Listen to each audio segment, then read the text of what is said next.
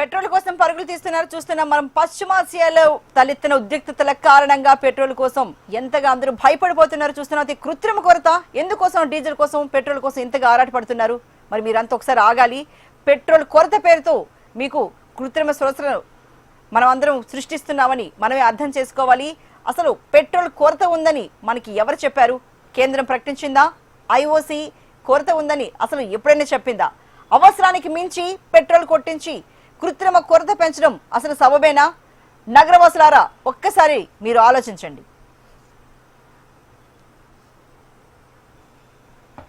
గత 20 రోజులుగా యుద్ధం జరుగుతున్న రాత్రికి రాత్రే ఇంత హడావిడి ఎందుకు మొదలైంది? వాహనదారులందరూ ఇబ్బడి ముబ్బడిగా పెట్రోల్ డీజిల్ నిల్వ చేసుకునే ప్రయత్నం చేయడంతో పెట్రోల్ డీలర్ల దగ్గర కూడా వారం రోజులు ఉండాల్సిన నిల్వలు ఒక్క రోజులోనే ఆవిరైపోతున్నాయి. తర్వాత ట్యాంకర్ వచ్చే వరకు నో స్టాక్ బోర్డు పెట్టాల్సిన పరిస్థితి ఏర్పడుతోంది. మళ్ళీ దీన్ని ఆశ్రయగా తీసుకొని పెట్రోల్ కొరత ఏర్పడిందని ప్రచారం చేస్తున్నారు. ఈ కొరత వదంతులు, అసత్య ప్రచారాలు నమ్మడమే కారణమా అన్న ప్రశ్నలు కూడా ఇప్పుడు మనకి తలెత్తుతున్నాయి.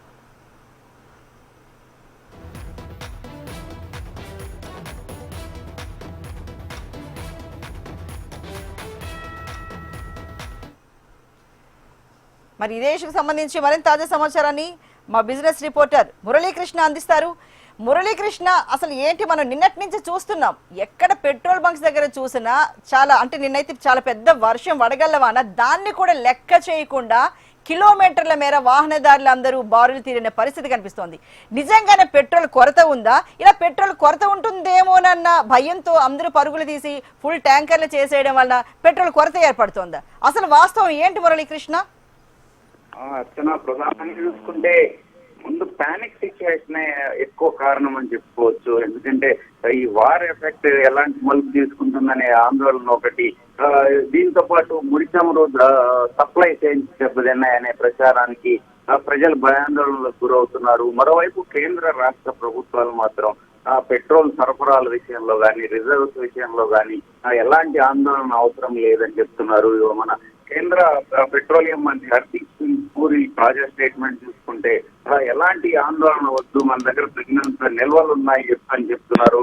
ఒకవేళ సప్లై డిస్రప్షన్స్ ఉన్నప్పటికీ మన దగ్గర దాదాపు 74 రోజులకు సరిపడా నిల్వలు ఉన్నాయని చెప్పేసి ఆయన చెప్తున్నారు. అట్లాగే రాష్ట్ర ప్రభుత్వం కూడా ఎప్పటికప్పుడు మానిటర్ చేస్తూ ఉన్నాము, ఎలాంటి ఇబ్బంది అవసరం లేదని చెప్పేసి వాళ్ళు చెప్తున్నారు. అయితే గ్రౌండ్ సిచ్యువేషన్ మాత్రం ఇందుకు భిన్నంగా ఉంది. మరోవైపు పెట్రోల్ బంక్ డీలర్స్ అసోసియేషన్ చెప్తున్న మాట ఏంటంటే వీళ్ళు ఓల్డ్ డ్యూస్ కి ఇదే అనువైన సందర్భం అని వాళ్ళు డిమాండ్ చేస్తా ఉన్నారు. ఆయిల్ మార్కెటింగ్ కంపెనీస్ పాత బకాయిలు తక్షణమే చెల్లించాలి, అట్లాగే కొత్తగా సప్లై చేసేదానికి ట్యాంకర్స్ కి అడ్వాన్స్ మీద కూడా ఒత్తిడి తెస్తున్నారు. దీనివల్ల కూడా కొంత కొరత అనేది క్రియేట్ అవుతా ఉంది. వీళ్ళు ఇదే అదునుగా చూసి వీళ్ళు చెల్లింపుల కోసం ఒత్తిడి చేయడం కొంత అది కూడా ఇబ్బందికరమైన పరిస్థితి అని చెప్పి వాళ్ళు అంటూ ఉన్నారు. మరోవైపు ఇప్పటికే చూసుకుంటే ఇండస్ట్రియల్ ఆయిల్ ధరలు పెరిగాయి, అట్లాగే పవర్ పెట్రోల్, ప్రీమియం పెట్రోల్ ధరలని ఐఓసి కావచ్చు, బీపీసీఎల్ కావచ్చు, ఆయిల్ మార్కెటింగ్ కంపెనీస్ పెంచడం చూసాము. సో ముందు ఈ సాధారణ పెట్రోల్ డీజిల్ కూడా పెరుగుతుందనే లీకేజెస్ వస్తున్నాయి. దాంతో భయపడి వాహనదారులు ఎక్కువ ఫుల్ ట్యాంక్స్ కొట్టించుకోవాలని చెప్పేసి వాళ్ళు ఆతృత చూపడం, ఇవన్నీ మళ్ళా పెట్రోల్ బంక్స్ కి అడ్వాంటేజ్ గా మారుతున్నాయి. మరోవైపు ఉన్న నిల్వల కంటే ఎక్కువ డిమాండ్ రావడంతో వాళ్ళు ఏం చేస్తున్నారంటే కొన్ని పెట్రోల్ బంక్స్ లో నో స్టాక్ బోర్డులు పెడుతున్నారు. దీంతో నైబర్హుడ్ పెట్రోల్ బంక్స్ మీద తీవ్ర ఒత్తిడి పడుతూ ఉంది. ఒక్కసారిగా జనాలు బారులు తీరడం వల్ల అంత అయోమయ పరిస్థితి నెలకొంది. అయితే ఎలాంటి ఇబ్బంది లేదు, ఇన్వెంటరీస్ బాగా ఉన్నాయని చెప్పేసి అటు కేంద్ర ప్రభుత్వం చెప్తుంది, ఇటు రాష్ట్ర ప్రభుత్వం కూడా సప్లై చైన్ కి ఎలాంటి అవాంతరాలు లేకుండా చూస్తున్నాం, ఎప్పటికప్పుడు ఆ సిచ్యువేషన్ మానిటర్ చేస్తున్నామని చెప్పేసి కూడా స్టేట్ గవర్నమెంట్ చెప్పింది.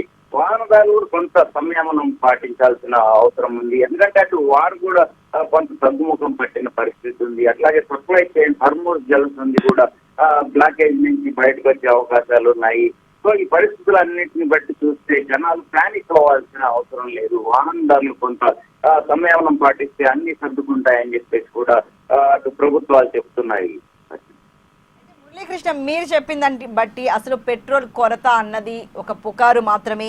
కేవలం అందరూ అవసరానికి మించి ఒక పానిక్ సిచ్యువేషన్ లోనే ఫుల్ ట్యాంకర్లు చేయడం ద్వారా ఒక వారం రోజులు సరిపడే నిల్వలన్నీ ఒక రోజులోనే అయిపోవడం ద్వారా మాత్రమే నో స్టాక్ బోర్డులు వెలుస్తున్నాయి అనుకోవచ్చా? నిజంగానే పెట్రోల్ కొరత లేదని 100% చెప్తారా?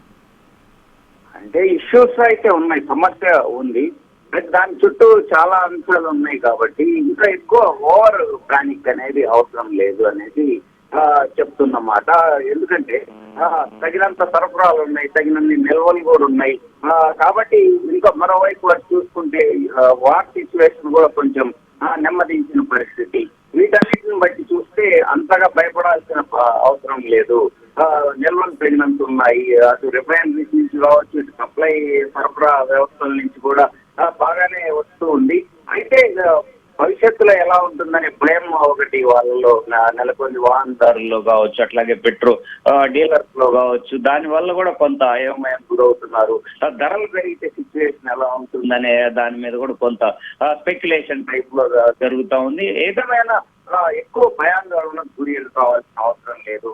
తగినంతగా నిల్వలు ప్రభుత్వం మెయింటైన్ చేస్తూ ఉందనేది మాత్రం సుస్పష్టము. కాకపోతే సమస్యలు అయితే ఉన్నాయి. దాన్ని అడ్వాంటేజ్ గా తీసుకున్నట్టు వ్యాపారులు కావచ్చు, ఇటు రిటైలర్స్ కావచ్చు, దానికి సంబంధించిన ప్యానిక్ సిచ్యువేషన్ అయితే రావచ్చు. వదంతుల్ని నమ్మొద్దని చెప్పేసి గవర్నమెంట్ చెప్తాం. Right, thank you so much Muralikrishna.